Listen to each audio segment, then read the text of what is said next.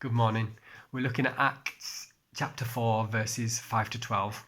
And there's a few things that I'm curious about in these scriptures. First is about salvation in verse 12. And I think often my view of salvation is that it's something that's happened in the past and it's something that's going to happen in the future with a ticket to heaven. But quite clearly, Peter and John were living their lives with a very different view of salvation. Salvation was something that they were practicing, something that they were living out day to day in their normal, mundane, everyday lives. And it makes me think about spiritual practices. That actually a spiritual practice is something that we can have a go at. It's like learning to ride a bike.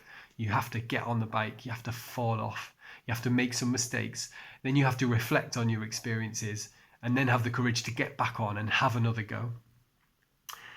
This phrase, act of kindness shown to a cripple, in verse 9, makes me think that it was something that they were practicing, that they were having a go at, and that they were experimenting with. And I wonder if we can live our lives rejecting Jesus by not living out our salvation day to day. We can actually reject Jesus like they talk about in this passage. Jesus said he was the gate, that we can come in and out and find pasture in him. So a couple of things I'm doing this week. I am practicing the way of trust, and I'm doing that in two ways. The first way is that I'm writing on my hands. So each day I'm writing something that I'm thankful for, and I'm writing something that I'm asking God for.